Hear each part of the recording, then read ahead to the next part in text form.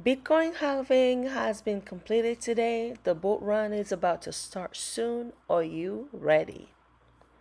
Taylor Swift has released her latest album, a double album entitled TTPD, which stands for the Tortured Poets Department. This album has taken the internet by a storm. Welcome to your one stop hub for global news, sports, finance, and celebrity gossip. Don't forget to subscribe so you never miss a beat. Here is your celebrity news. First of all, Taylor Swift released this surprise album yesterday. She announced it a day ago through a post which reads, "It's a 2 a.m. surprise. The Tortured Poets Department is a secret double album. I'd written so much tortured poetry in the past 2 years and wanted to share it all with you. So here's the second installment of TTPD, the anthology. 15 extra songs, and now the story isn't mine anymore, it's all yours."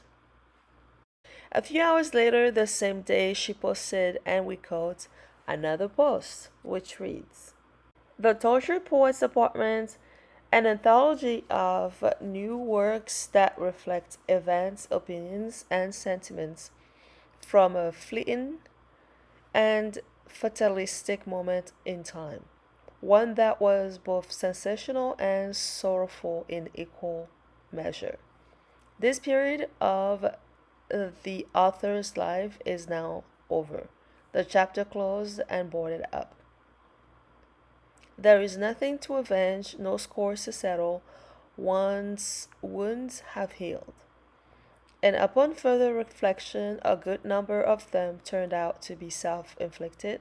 This writer is of the firm belief that our tears become holy in the form of ink on a page. Once we have spoken our saddest story, we can be free of it.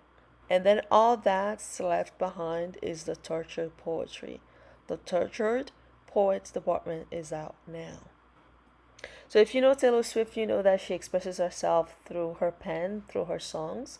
When she goes through every breakup, she will sing about it, and that is how she actually frees herself as she explained it. Taylor Swift made it no secret that she enjoyed her collaboration with Post Malone. To that, she said, "When I was writing the Fortnite music video, I wanted to show you the words I saw in my head that served as the backdrop for making this music. Pretty much everything in it is a metaphor or a reference to one corner of the album or another. For me, this video turned out to be the perfect visual representation of this record and the stories I tell in it." At Post Malone blew me away on set as our tortured tragic hero, and I'm so grateful to him for everything he put into this collaboration.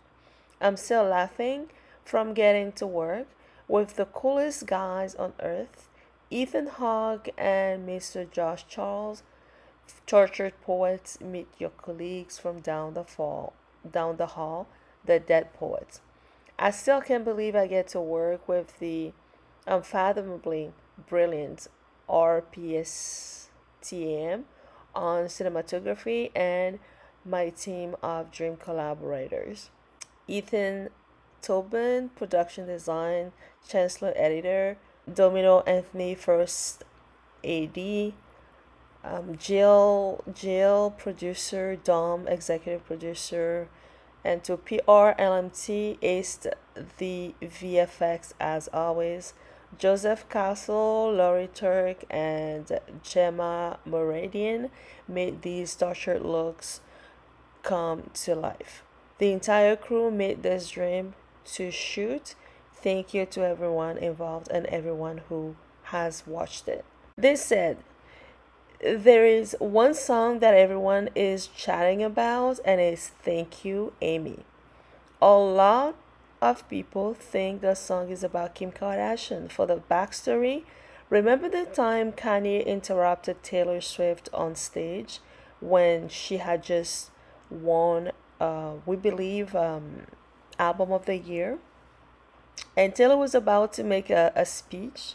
And then out of nowhere, we see Kanye West on stage and he interrupted Taylor. And Kanye said, it took basically some time off Taylor's time. Kanye said that basically Taylor Swift didn't deserve the nomination and that Beyonce should have been the one to take that title. Well, since then, Taylor Swift and Kanye West weren't able to see each other eye to eye. Now, years passed, and then Kanye was probably on his Mea Culpa tour, and he decided to squash his beef with Taylor Swift. And he was in the studio with Kim Kardashian by his side because they were married at that time. And they have called Taylor Swift and asking Taylor Swift if he could talk about her in his music. And he had a specific line that he shared with Taylor Swift. Taylor Swift was okay with that line. And fast forward, when the song was actually released, or when the song came out, it turns out that, according to Taylor, that Kanye has changed some lyrics in the song, and it wasn't the lyrics addressing Taylor Swift wasn't exactly what he had told her to be. What Kanye and Kim Kardashian had done when they spoke to Taylor Swift, they recorded the conversation. And so when Taylor Swift actually was saying that Kanye shouldn't have put that song out and things like that, Kim Kardashian, being a, like a diehard fan of her husband at the time, she took her husband's side and she actually published that recording. Apparently the recording wasn't in full. There are some parts of it that were cut off. And so Taylor now not only has an issue with Kanye West, but now she had an issue with Kim Kardashian. And so if the song Thank You Aimee is really about Kim, then it explains why she would make a song about her, because that moment in time has hurt her and could have ended her career. But Taylor being Taylor, she's loved by many. It's gonna take a lot to actually make her fall or take her down as an artist. The reason why people think this Thank You Aimee is about Kim is because some people have decoded it and they're saying that the K in Thank You is Kim's first letter for her name, and the I in Aimee as well as the M stand, well, when you put those three words together, the K, the I, and the M, which you find in Aimee and Thank You, you actually get the name Kim. And when you read the lyrics, it could be everybody, it could be someone else aside Kim, but it would make sense if it's about Kim, because it kind of talks about a kid, so Kim's daughter, although she wasn't mentioned. And we do know that Northwest, who is Kim and Kanye's first daughter, Northwest really loves singing and dancing to, artist music. And she did dance once at least on Taylor Swift's song. If we read this lyric, it goes as so. We're not going to read all of it, obviously, but we're just going to read some parts. So, in the chorus, Taylor Swift says, all that time you were throwing punches, I was building something, and I can't forgive the way you made me feel.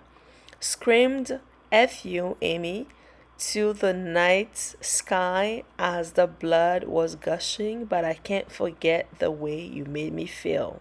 You made me heal. And then verse 2, she says, Aimee stomped across my grave and then she wrote headlines. Said that would have been the time where every newspaper picked up on that recording. So in the bridge, she says, I wrote 1,000 songs that you find uncool. I built a legacy that you can't undo.